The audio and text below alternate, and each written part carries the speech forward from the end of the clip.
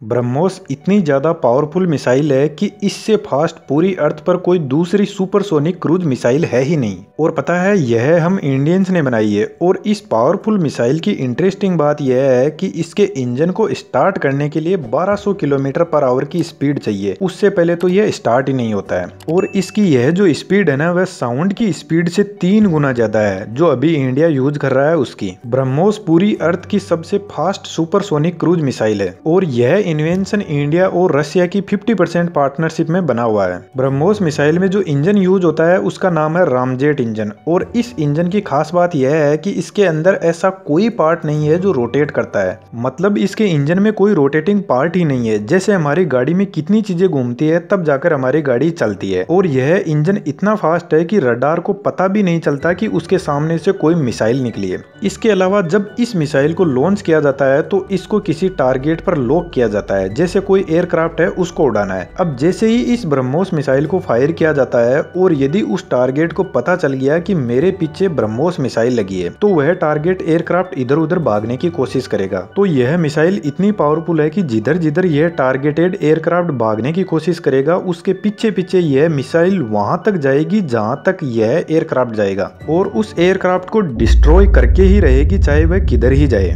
इस मिसाइल को जमीन से, हवा से और सबमरीन से लॉन्च किया जा सकता है और यह जमीन से 5 मीटर की ऊंचाई पर उड़ सकती है और 300 केजी तक विस्फोटक मटेरियल लेकर जा सकती है। अब आपके दिमाग में क्वेश्चन जरूर आया होगा कि ऐसा कौन सा ब्रह्मास्त्र इंडिया और रशिया ने इस मिसाइल में लगा दिया जो यह इतनी पावरफुल बन गई।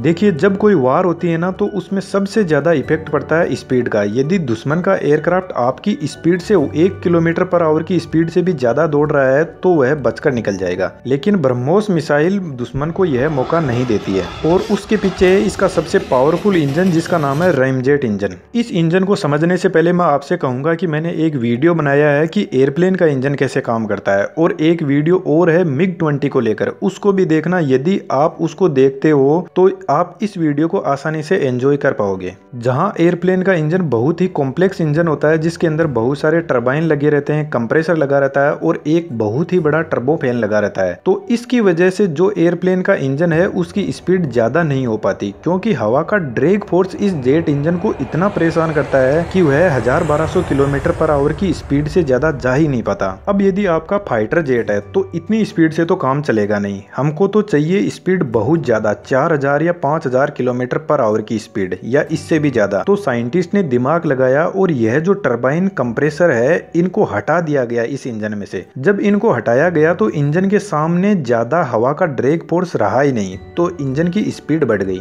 देखिए, यहाँ पर मैं आपको एक बात बताता हूँ। जैसे हमारी गाड़ी सड़क पर चलती है तो फ्रिक्शन की वजह से गाड़ी आगे बढ़ती है, लेकिन जो हवा का फ्रिक्शन होता है ना वह सड़क वाले फ्रिक्शन से बहुत ही ज्यादा खतरनाक होता है। वह इतना खतरनाक होता है कि यदि हम सुपरसोनिक स्पीड को क्रॉस करते हैं तो एयर के फ्रिक्शन की वजह से उसमें आग भी लग सकती है इंजन में। सुपरसोनिक स्पीड होती है जो साउंड की स्पीड होती है, उसको यदि हम पार करके आगे निकलते हैं तो उसको सुपरसोनिक स्पीड कहते हैं। और यह जो ब्रह्मोस मिसाइल है ना, यह सुपरसोनिक क्रूज मिसाइल है जो माक 2.8 तक जाती है। यहाँ माक 2, माक 3 एंड माक 2.8 का मतलब है जैसे माक 2 है तो मतलब साउंड से 2 गुना ज्यादा स्पीड, माक 3 है तो साउंड से 3 गुना ज्यादा स्पीड। अब यह जो रामजेट इंजन है ना, इसका थोड़ा सा अपन कंसेप्ट समझते हैं। इसकी टेक्नोलॉजी को देखकर आप भी सोचोगे कि यार इंजीनियर्स ने भी कितनी ऊंचाई पर जाकर दिमाग लगाया है। आपने कभी पानी में पत्थर तो फेंका ही होगा और जब भी पानी में पत्थर फेंकते हैं तो ऐसे वेव्स जनरेट होती है पानी में। अब मान लो कि आप पानी में पत्थर फेंकते हैं और पत्थर से एक धागा बांधकर उसको अपनी तरफ खींचते हैं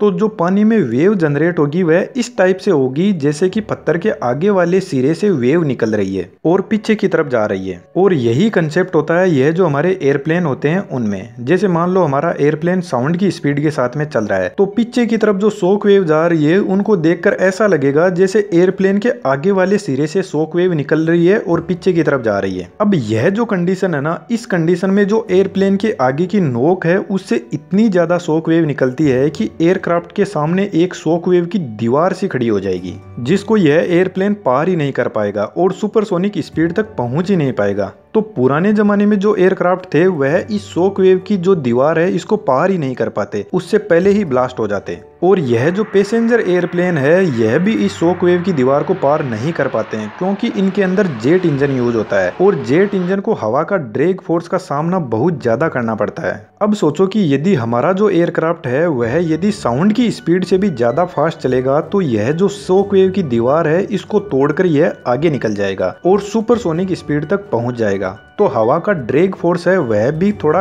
कम हो जाएगा। लेकिन जो एयरक्राफ्ट की अगली नोक है वहां पर एटमॉस्फेयर का प्रेशर 29 टाइम तक बढ़ जाएगा और टेम्परेचर भी बहुत ज्यादा बढ़ जाएगा। वैसे आप कंफ्यूज नहीं हो इसलिए मैं बता देता हूं कि जो सुपरसोनिक स्पीड है वह 1236 किलोमीटर पर आवर की स्पीड को यदि कोई एयरक्राफ्ट पार करता है तो वह साउंड की स्पीड से ज्यादा स्पीड में चलने लग जाएगा और सुपरसोनिक स्टेज में पहुंच जाएगा। तो साइंटिस्ट ने यहीं पर थोड़ा दिमाग लगाया और सोचा कि जब हम सुपरसोनिक स्पीड को पार करते हैं तो हवा का प्रेशर और टेम्परेचर भी बहुत ज्यादा होगा, तो क्यों ना इस हवा के टेम्परेचर और प्रेशर को यूज में लेकर हमारा जो जेट इंजन है उसको आगे बढ़ाया जाए, तो उसको पावर भी ज्यादा मिलेगी और इंजन में जो फ्यूल की खपत हो रही है वह भी कम होने लग जाएगी, क्योंकि नेचुरल फ्यूल जो हवा हीटेड है उसको ही हम यूज कर रहे हैं एज ए फ्यूल के रूप में। और यह जो हाई प्रेशर और टेम्परेचर वाली हवा है इसी से यह रेमजेट इंजन चलता है। इसलिए यह जो ब्रह्मोस मिसाइल है इसको पहले सुपरसोनिक स्पीड तक पहुंचाया जाता है, तब जाकर इसका इंजन स्टार्ट होता है और सुपरसोनिक स्पीड तक इसको पहुंचने के लिए इसमें रॉकेट इंजन लगे रहते हैं जो इस मिसाइल को माक 1 या माक 2 की स्पीड तक पहुंचा सकते हैं जब इसको जमीन से लॉन्च किया जाता है तब। और यदि इसको एयरक्राफ्ट से लॉन्च किया जाता है तो एयरक्राफ्ट की तो खुद की स्पीड ही बहुत ज्यादा होती है, तो वह तो सुपरसोनिक स्पीड पर इस मिसाइल को लॉन्च कर दिया जाता है। अब इस रेमजेट इंजन को देखते हैं, इसके जो आगे वाला हिस्सा है इसको बोलते हैं डिफ्यूजर सेक्शन। जब हाई प्रेशर और टेम्परेचर वाली हवा इधर से एंटर होती है तो यह इस हवा का टेम्परेचर और प्रेशर और ज्यादा बढ़ा देता है। तो जैसे ही हवा इस डिफ्यूजर को पार करके आगे निकलती है तो आगे लगा रहता है कंबस्शन चैम्बर जहां पर फ्यूल जलता है। तो यह आगे से जो हाई प्रेशर और टेम्परेचर वाली हवा आ रही है इसके अंदर इस फ्यूल को मिक्स कर दिया जाता है और जैसे ही इसमें फ्यूल मिक्स होता है तो इस हवा के पास में और ज्यादा एनर्जी आ जाएगी। तो इस इंजन के लास्ट में एक नोजल लगा रहता है जिसको कन्वर्जेंट एंड डाइवर्जेंट नोजल बोलते हैं। यह नोजल जो भी कंबस्शन चैम्बर के अंदर फ्यूल जल रहा है उसको पहले कंप्रेस करता है और फिर बाहर की तरफ छोड़ देता है, जिससे इंजन को आगे की तरफ फोर्स लगता है और इंजन हाई स्पीड में आगे बढ़ता है। और यह रेमजेट इंजन है ना, यह माक 3 और माक 6 तक की स्पीड तक भी जा सकता है। माक 6 का मतलब है साउंड की स्पीड से 6 गुना ज्यादा स्पीड। और यदि आप इस रेमजेट इंजन को देखोगे तो इसके अंदर कोई मूविंग पार्ट नहीं है, आगे से हवा एंटर होती है और सीधे पार हो जाती है इसके अंदर से, तो हवा को कोई रोकने वाला है ही नहीं, इसलिए इसके अंदर ज्यादा ड्रैग फोर्स क्रिएट नहीं होता है, इसलिए ये बहुत ही ज्यादा हाई स्पीड तक जा सकता है। और यह जो एयरप्लेन का जेट इंजन है उसके अंदर बहुत सारे कंपोनेंट लगे रहते हैं, इसलिए वह ज्यादा स्पीड में नहीं चल पाता।